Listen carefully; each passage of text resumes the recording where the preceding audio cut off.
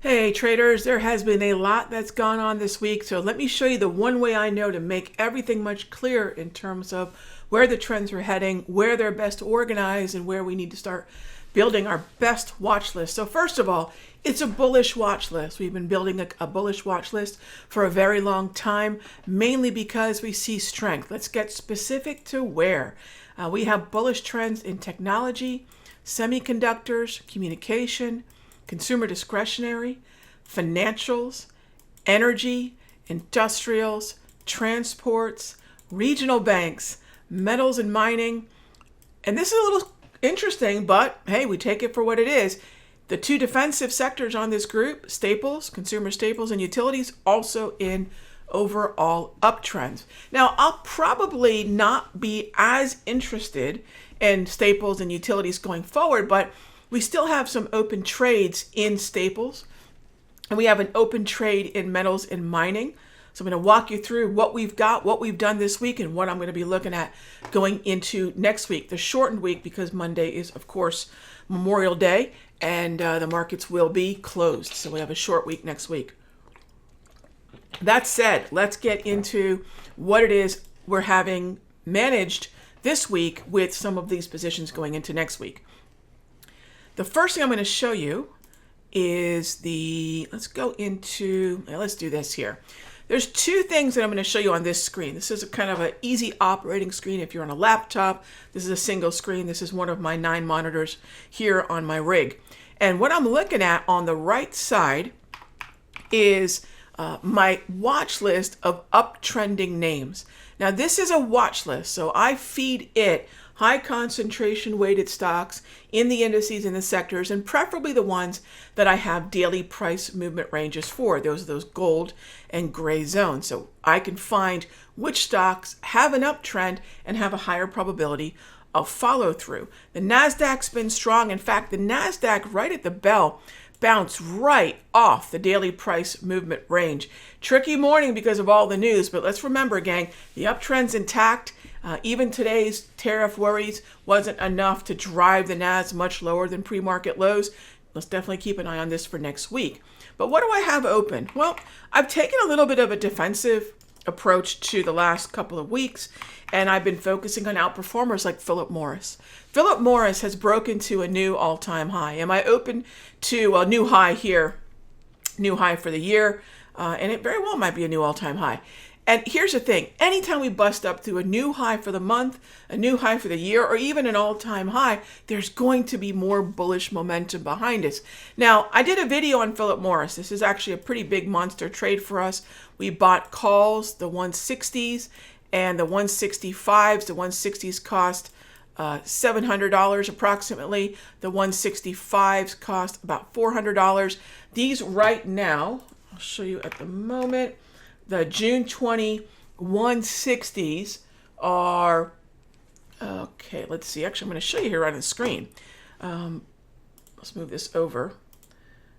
160s, I should have pulled this up if I started the recording, but it's rolled off the top 14. That's how deep in the money it is. These are now trading, I'll show you right on the screen here, $1,850 each after buying them for $700. And the 165s are printing at $15 right now after buying them for $400. Look, I don't presume that every one of my trades is going to be, I would consider this a home run. You know, once we're about 100 to 200% return on premium paid, I would look at that as a home run. But I'm not getting to the plate thinking that every trade is going to be a home run. In fact, all I want to do is hit some singles and doubles. We had some singles and doubles this week. This week we had a quick trade on QQQ, which was a Darvis setup.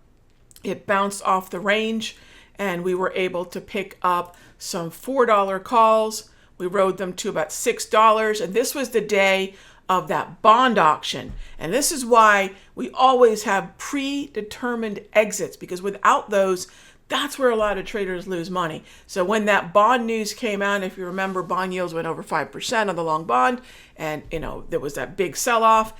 And so I took a $4 option at $6, and then boom, we were able to get back out right around $4. So to break even stop. So that's what I mean about a single. It's about a $200 per contract return on a $4 option, a $400 option, right? $4, $400, however you think about your option pricing. All right, next up was one of our losses. Let me show you one of our losses. We took, I think it was, actually, we tried to get long Tesla, which I still think is a great position. It just didn't cooperate. And here's where we have to remember, if I have a move that goes beyond a certain percentage threshold of what I paid, in the case of Tesla, I'll tell you right now, we did the TSLL, didn't cooperate. But notice I talked about a single, right? Hitting a single was about a $200 or 2-point return. When I lost on Tesla, I'll tell you what that loss was right now. I'm looking at our alerts where I tell everyone what we bought the options for and sold them for. Okay, I bought them for $1.45 and I sold them for $1.12. So when we talk about getting a nice $2 move, when things go against me, we've got to keep things in a tighter risk management way. And that tighter risk management way is a percentage of the option premium. Again, in this case, I bought 145, exited at 112 and 108. So think about that in terms of $2 gains, but in this case, about a 33-cent loss, or approximately a 37-cent loss. Yeah, that's how you grow an account. And we always hear this: let your winners run, but cut your losses. And cutting your losses is the way to grow an account, because then when you do have those maybe singles, doubles, triples, maybe a home run like Philip Morris, maybe another home run in the making could be our newest position in metals and mining. If you notice that gold has been moving again a little bit, copper has been also pretty froggy, pretty green and drumpy there. I love a froggy move because what that is going to grab attention. Philip Morris is froggy today, jumping up to that new high. So when I see a move like this on copper, what's interesting is the best way to take advantage of this, if you're watching the metals, take advantage of XME. This is a fantastic Darvis, what I call a pre-momentum setup.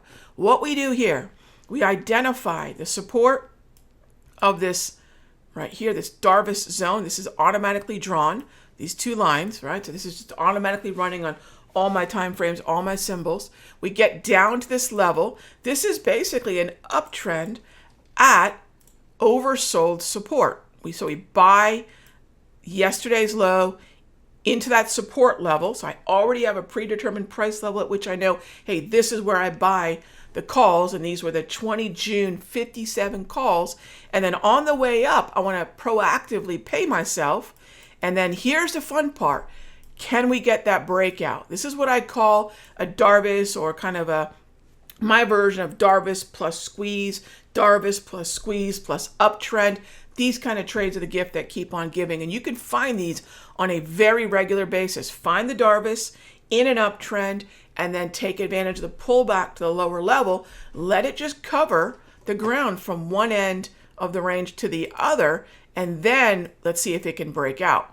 And that's exactly what we're doing here on XME. So what are some of the symbols I'm looking at going into next week? I'm looking at more symbols within metals and mining. I'm looking at more symbols within financials. I'd like to find some support levels within XLF names that we can take advantage of.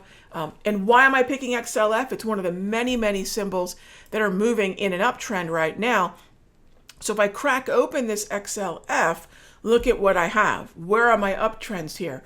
I've got uptrends in JP Morgan. I've got uptrends, take a peek, in Visa, MasterCard, Bank of America, Wells Fargo, Goldman, American Express, Morgan, and Schwab. I'm going to skip on PGR. I'm going to skip on Berkshire, but Berkshire is a very interesting potential longer term play off the weekly. I'll talk more about that when I see you all for the video on Tuesday. One of the other parts of our trading life is making sure that we can take advantage of some of these longer term positions. And by the way that I'm finding what we have working here on this chart is a set of tools I call the top tier tools. Right now, I just want to make sure everybody knows, right now these top tier tools are on sale. So this is one of our members, the Mastery, letting other folks know if you're on the fence about top tier, I'd recommend grabbing it while it's on sale. But if you grab those top tier tools while they're on sale with that MEMO 25 MEMO25 code. You'll also get a quarter of the Sector Secrets Mastery. We've had a lot of folks, a lot of new members in the Sector Secrets Mastery. One of them just had their best month ever, first $10,000 month on a $50,000 account. I love that he shared both these things. And you know, what we want to remember is with the right tools and following the trend and automating levels, we can do a lot of the kind of trades we had here. Keep your losses small. Yeah, I took some losses this week, but nothing in any way outpowered the wins in things like XME, the wins in things like Philip Morris. And that's what we want to do. If we're going to pop fly out, we're going to strike out, great, right? But we don't want to make it a disastrous event. So that way, when we do have those winning trades, it can not only recover what we've very normally given back to the market, but we can keep that account growth going. Have a wonderful weekend. Again, preemptive, happy Memorial Day, important day. I hope you spend it with folks you love and think about what that day really is. Very grateful for all of you watching the video. Thanks as always for being a part of the Simpler Trading, and if you are the Sector Secrets Mastery team, and I'll see you all on Tuesday. Be good to each other, gang. Hey traders, Raghee from Simpler Trading.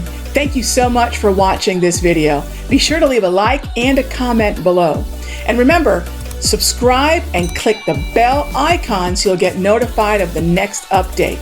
And when you're ready to join me for live trading, be sure to head on over to simplertrading.com. I'll see you in the next update.